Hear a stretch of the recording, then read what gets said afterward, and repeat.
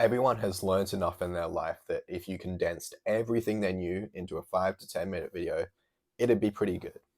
And for me, I'm no one special. I don't know more than anyone else, but this is that video. I picked 5 random things that I've learnt randomly, and listen up because I'm about to tell you them.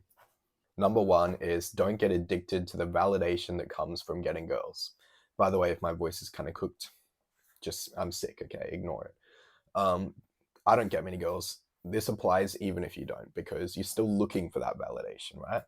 So when like a girl likes you, like you get laid, or even if you just have a good conversation with them and everyone's like, oh damn, this guy can talk to girls. It just feels really good, right? Because it feels like you can just talk to girls. It's good, and it's perfectly normal and fine to like go after that and chase that, and talk to girls and feel good when it does go well, right? The problem is when you rely on that validation, or you're not happy when you don't get it, basically. So this happens to a lot of people. I think if they're not good at talking to girls or anything, they just feel like they're a total failure. And maybe if they do, but they're like on a bad streak, they just feel terrible about themselves, and they only feel good when they're talking to girls and everything. And it's just a whole mess. It's basically a drug addiction at that point. And to avoid that, you have to not let yourself be like completely dependent on that, and just kind of a good thing I learned recently, you kind of treat it like you're at checkpoints. So every time you like talk to a girl or anything, that's your new like high. That is where you're at. That's who you are, right? So if you have a bad couple months or whatever, you're still up there. So don't let that get you down. And even if you never got that high to begin with, there's so many other things in life. So like don't let that fully determine your worth as a person.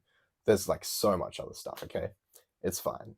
Number two is to always help people you are jealous of. I'll stick to the girls thing because that's what I was just talking about.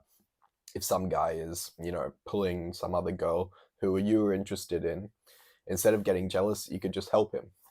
I'll explain why in a sec, but this only applies if it's like in this situation. It only applies if you're like you have no chance. Obviously, like you put yourself first, right? And for example, another thing, like I don't know, what else would you be jealous of someone for?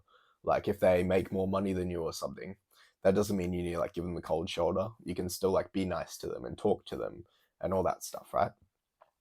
The reason for this, I think, is because you're gonna feel jealous either way. You can kind of like ease those feelings of jealousy if you like sabotage them, obviously, but then you're going to feel like a terrible person. And I think the best long term solution that will make you feel the best, is to help them and then feel like a good person for helping them. So if you like are still nice to people even though you're jealous of them, that's like a good thing to do, right? Like Jesus would have done that or whatever. So, if you do that, you can feel proud about yourself for having done that, and that offsets the jealousy. If you were to just like sabotage them, or even not do that, but just like, not talk to them, you've still got the jealousy, but now they're down on your level, but you feel terrible for having done that. So now it's just double bad. You'd be better off just being nice, even though that's a lot harder to do in the short term because of the jealousy being bad. It's worth the effort, I think, and it can help. So, number three, moving away from all the girl stuff now, is adjust your mindset before you adjust how hard you're working.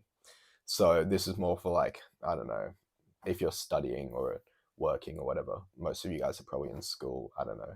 I don't actually know how old my audience is because I don't have enough of an audience. Anyway, a lot of the time I see this, like especially people in grade 12 with their exams. Grade 12 was like the final grade in Australia. They always are like, oh, I'm going to get so burnt out. I need to like just chill out. And I kind of disagree. I think burnout basically happens because your mindset, your like mental strength and like reason for doing things doesn't match how hard you're working. So you might be studying like all day, but for no real reason. You don't really know why you're studying. You're going to get burnt out in that case. Or maybe you're like studying all day and you have a good reason, but you just haven't built that like discipline and stuff.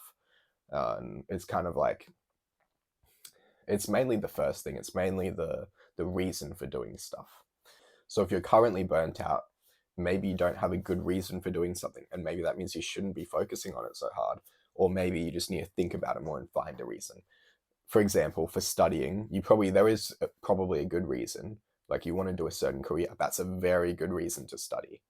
So in that case, if you fully focus on that reason and think about how good it is to do that career compared to other careers, that's going to help, rather than thinking of it as I just have to study because that's what everyone else is doing and that's because what my parents want me to do. And if that's your only reason for studying, maybe don't study, or maybe find a reason, maybe find a career you actually want to do that requires studying. Anyway, that applies to working as well, obviously. And you probably have some goal at work that you want to achieve. Or even if that's just like, I want to provide for my family, that's a pretty cool goal. And if you just remind yourself of that, it may help. That being said, with burnout, like there's sometimes that won't be enough. And sometimes you need a break.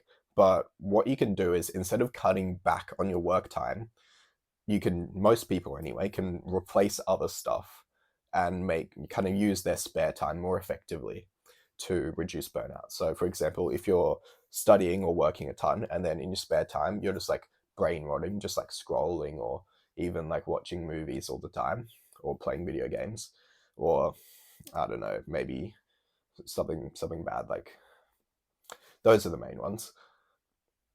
If you do that, you're not giving yourself the chance to recover properly from work.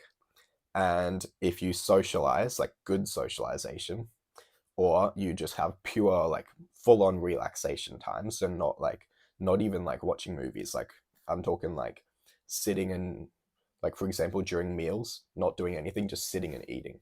That's a good relaxation thing, or going for a quick walk. Those two things, socialization and pure relaxation, those can really help reduce burnout. And instead of cutting back on work time, you can just add more of those things into your spare time rather than the stuff that's not actually helping you recover and go back to work. And obviously, you might want to do these other things more rather than the socialize and relaxing, but then you're going to get burnt out. So it's kind of a bit of a dilemma, but you should do the social stuff and the relaxation. Number 4 is to get more sleep. Now, I know that sounds stupid. Like, how is one of the 5 life lessons I've learned, or that I picked anyway, because I've learned more, that I should get more sleep? Like, that's pretty dumb. It is because I've noticed, like, particularly when you get more sleep, life is just on easy mode. Like, everything is so much better. You guys probably know this too, but you just got to prioritize it more, I think. I've found personally, just my experience, when I sleep more, I find it way more easier to be motivated. Like, I don't struggle that much normally to do stuff, and when I'm sleep deprived, I really struggle to do stuff like study and everything. And like, you don't want to have to put in all this effort. You want it to just be easy. Like, it's so much better. I'm also just like happier and everything, and I was sleep deprived earlier this week, in fact. Really sleep deprived. It was not a good week. And my friend was saying, like, Ivor, when you laugh, you like don't smile. And I was like, okay, I'm cooked. I need more sleep. You don't want stuff like that happening. You don't want to be like actually depressed, not smiling. Another thing was like, I was just not talking much in conversations. I was just fully zoning out, thinking about what they said, and I just would forget they were there. You don't want that, and you don't want to not be motivated. So, like, even if you have less time in your day because you're sleeping, the quality of your time will be so much better. And once you get used to it, you won't miss the other stuff anymore. You won't miss that extra like hour of scrolling or watching YouTube that you normally do. You'll get used to that, and then you'll just have sleep, and it'll be so much better. I personally, by the way, don't think you actually need downtime to go on your phone at all. I think you just need downtime where you're just like thinking, and you need some fun times, which a good thing there is socializing or sport. And that's enough. You don't need to go on your phone. So if you have like an hour every night where you're on your phone, sleep instead. Like, you'll be fine. You'll get used to it. Trust me. Number 5 is to always give yourself permission to feel whatever emotion you're feeling, especially happiness. So let's say you've had like a kind of rough week and even not a great year. You haven't really achieved many of the goals you're hoping for. You're kind of just cruising along, but you feel kind of happy, right? Or you feel pretty neutral. A lot of people, and kind of myself included, although I've worked on it a bit, will just go like, you know what? They won't consciously think this, but they will be thinking it. They'll think, I don't really deserve to be happy. I haven't done anything that deserves happiness. And so even if they're in a slightly good mood or they just feel neutral, they're not going to feel happy because they haven't given themselves permission. But what I've started doing is just going, you know what, I don't need a reason to be happy. Like, it's my life. I can feel whatever I want within reason and with practice. So I'm just going to be happy. I'm just going to be in a good mood. And obviously, I'm not like 10 out of 10 happy. It's not the happiest day of my life, but I feel happier. And it's a certain type of happiness as well that you can make yourself feel. It's more like contentment. What did I say? Hold on. Contentment and gratitude are the ones you can feel yourself, right? And you can practice feeling, and they don't die down over time. Then there doesn't need to be an up and down for contentment and gratitude. You can just feel those mostly. You have to have some bad days, but most of the time you can be up here. And then for like, there's other stuff where it does kind of need to be more up and down, and that is delight and excitement. Those all are aspects of happiness, and those other ones are kind of dependent on circumstance. But you can make yourself just feel content and grateful anytime. And when you do that, your life is going to be a lot better because you're going to be happy all the time. And that's going to help other areas of your life. You're going to be more motivated, and you're going to be more social, which are like the two things there is in life anyway. Okay, for example, for me, since I've been doing this, I've had I've noticed like 2 bad days in the last month, or three maybe. Let's say four, just to be safe. 4 bad days in a month. That's pretty good. And the rest of them are like happy. They're not just neutral, like I feel happy most of the day.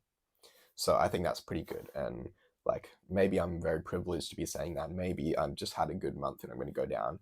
But again, I think like I can make myself be grateful. Like that's not really dependent on my circumstances. That's just me doing that. And I don't know. Like I know that's not that impressive or anything. I'm not saying I'm better. It's just something I've seen happen. And then the same thing applies to being sad. If you are feeling sad, but you're kind of bottling it up and pushing it away, you got to give yourself a bit of permission to feel sad for a bit. And that helps you actually overcome it. First step is you give yourself permission, and then you logically like work through it and you go, am I exaggerating? The answer is probably yes if you're feeling sad. For example, you might think, oh, no one likes me. You're probably exaggerating. That's probably not true. And then the sadness just lifts as soon as you realize that. But you can't realize that until you give yourself permission to be like, okay, I'm sad. That's all it is. It's just, okay, I'm sad. And then it goes away. It doesn't actually go away like that. Like it's hard, but that's a better strategy from what I've found. Okay, that is 5 random pieces of advice. Those are not my top 5 things I've learned ever in my life. It's just 5 random ones. Hopefully that helped. Check out the rest of my channel if you need help on social related stuff.